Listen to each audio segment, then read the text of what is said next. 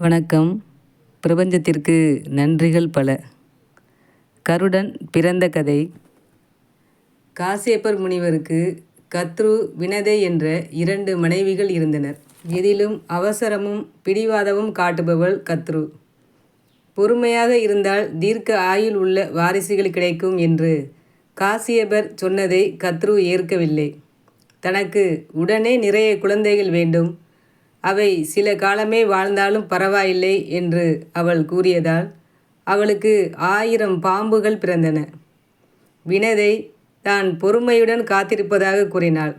வினதைக்கு முதல் குழந்தையாக பிறந்த அருணன் உடலில் கீழ்ப்பகுதியில் சரியான வளர்ச்சியின்றி குறை பிரசவமாக பிறக்க நேரிட்டது. ஊனமாக பிறந்த அருணனை சூரிய பகவான் தனது தேரோட்டியாக ஏற்றுக்கொண்டார். கிழக்கு திசையில் தினமும் சூரியன் உதிக்கும் முன்பாக அவருக்கு முன்னால் அமர்ந்து தேரை ஓட்டும் அருணனை முதலில் உதிப்பதாக ஐதீகம். எனவேதான் சூரியோதயத்தை அருணோதயம் என்றும் கூறுகின்றோம். காசியப்பரின் 2 மனைவிகள் வினதையும் கத்ருவும் தோட்டத்தில் நடந்து கொண்டிருந்தனர். வினதைக்கு அருணனும் கருடனும் வாரிசு, கத்ருவுக்கு நாகர்கள் வாரிசு. அவர்கள் செல்லும்போது இந்திரனின் வாகனமான குதிரை அந்த பக்கம் சென்றது. வினதையிடம் கத்ரு அந்த குதிரையின் வாளின் நிறம் என்னவென்று கத்ரு கேட்டாள். வாளின் நிறம் வெண்மை என்று வினதை சொன்னாள். இல்லை, அதன் நிறம் கருப்பு என வாதிட்டாள் கத்ரு. வாதம் சூடு பிடித்து வாக்குவாதமானது. போட்டியில் தோற்பவர் வெற்றி பெறுபவருக்கு அடிமை எனவும் அவர்களுக்கு தொண்டு செய்ய வேண்டுமெனவும் முடிவானது. கத்ரு தன் நாக குழந்தைகளிடம், நீங்கள் சென்று குதிரையின் வாளை சுற்றி கொண்டு கருப்பாக்குங்கள் என கூறினார். அவளின் பிள்ளைகளும் அப்படியே அவ்வாறு செய்ய குதிரையின் வாள் கருப்பானது. பின்பு ஏதும் அறியாதவள் போல் வினதையை அழைத்து கொண்டு கத்ரு குதிரையை காணச் சென்றாள். அங்கு குதிரையின் வாள் கருமையாக இருப்பதை காட்டி, இனிமேல் நீ எனக்கு அடிமை எனச் சொன்னாள். வினதையும் ஒப்புக்கொண்டு கத்ருவின் அடிமையானாள்.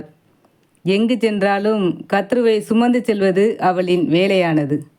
இது மட்டுமன்றி அருணன் மற்றும் கருடனும் தன் தாயாரோடு சேர்ந்து கத்ருவுக்கும் அவளின் பிள்ளைகளுக்கும் அடிமையாயினர். அடிமைத்தனம் பிடிக்காத கருடன் தன் மாற்றான் தாயான கத்ருவிடம் சென்று தங்களை விடுவிக்குமாறு வேண்டி நின்றார். அதற்கு கத்ரு தேவலோகத்திலிருந்து அமிர்தம் கொண்டு வந்து தர வேண்டும் என நிர்பந்தனையிட்டாள். உடனே தேவலோகம் சென்றான் கருடன். இந்திரனை சந்தித்து தன் விருப்பத்தை கூறி தேவலோக அமிர்தத்தை தருமாறு கேட்டான். நாகங்கள் மரணமில்லா வாழ்வு பெற்றால் உலகம் என்ன ஆவது என்று யோசித்த இந்திரன் அமிர்தத்தை தர மறுத்தார். தன் பலத்தில் நம்பிக்கை கொண்டிருந்த கருடன் இந்திரனிடம் யுத்தம் செய்து அவரை வென்று அமிர்த கலசத்தை அடைய விரும்பினான். அதையடுத்து இருவரும் கடுமையாக மோதிக்கொண்டார்கள். கருடனுக்கும் இந்திரனுக்கும் நடந்த யுத்தத்தில் கருடனே வென்றான். தேவலோகத்திலிருந்து அமிர்த கலசத்தை எடுத்துக்கொண்டு நாகங்களுக்கு கொடுக்க புறப்பட்டான் கருடன். இத்தனை சம்பவங்களையும் பார்த்து கொண்டிருந்த மகாவிஷ்ணு அதன் பின்னரும் அமைதி காக்க விரும்பவில்லை. அமிர்த கலசத்துடன் விண்வெளியில் பறந்து கொண்டிருந்த கருடனை வழிமறித்தார். விஷ நாகங்களுக்கு அமிர்தம் கொடுத்தால் அவை மரணமில்லாமல் வாழ்ந்து மனித இனத்தையும் தேவர்களையும் அழித்துவிடும். இது வேண்டாம் என அறிவுரை கூறினார். ஆனால் கருடனோ எதற்கும் செவிசாய்க்கவில்லை. அடிமைத்தனத்திலிருந்து விடுதலை பெற வேண்டும் என்ற வெறியில் அவன் விஷ்ணுவை துச்சமாக எண்ணினான். இந்திரனை வென்ற ஆணவத்தில் துணிவிருந்தால் என்னோடு போர் புரிந்து ஜெயித்து அதன் பின்பு அமிர்த கலசத்தை நீங்களே எடுத்துச் செல்லுங்கள் என விஷ்ணுவுக்கே சவால் விட்டான் கருடன். சற்று நேரம் விஷ்ணு யோசித்தார். தன் தாயின் மீது கொண்ட பக்தியால் தேவேந்திரனையே எதிர்க்க துணிந்த கருடனின் வீரத்தை எண்ணி வியந்தார். அதோடு அமிர்த கலசம் கையில் இருந்தும் அந்த அமிர்தத்தை தான் அறிந்து அழியா நிலை பெற விரும்பாமல் சென்று கொண்டிருக்கும் அவனின் தன்னலமற்ற தன்மையை மனதால் பாராட்டினார்.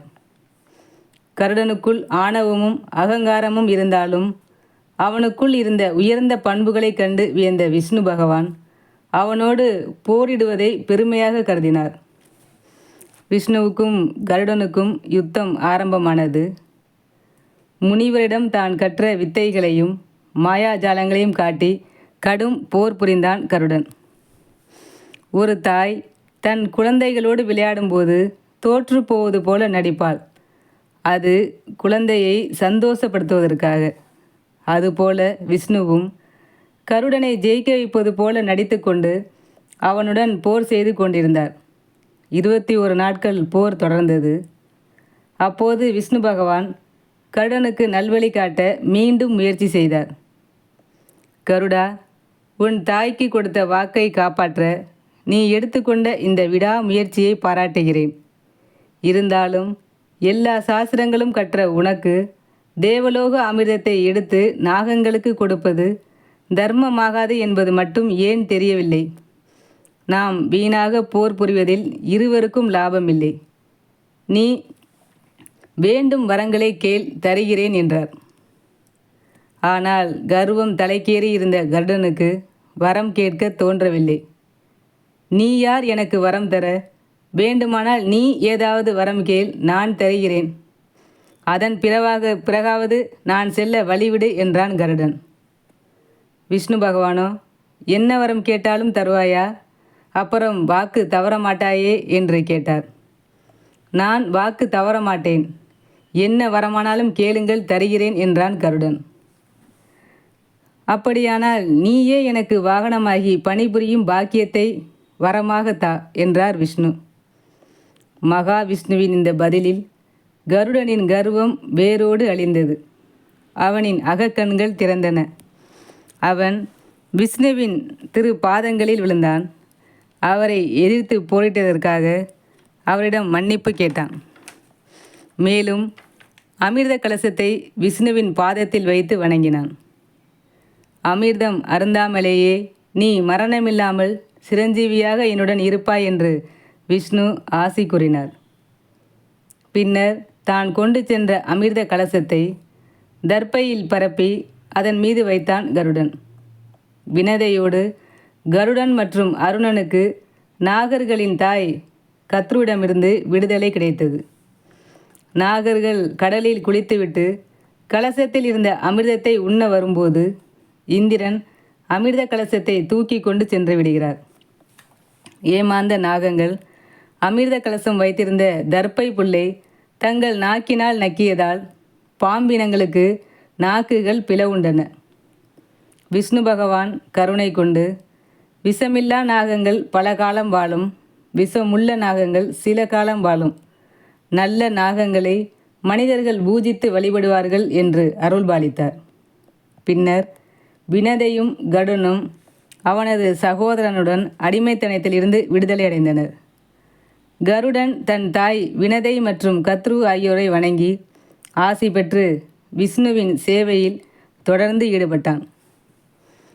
எல்லா விஷ்ணு ஆலயங்களிலும் சன்னதியை நோக்கி வணங்கியபடி நிற்கும் கருடனை நாம் கருடாழ்வார் என்றே அழைத்து பூஜிக்கிறோம்.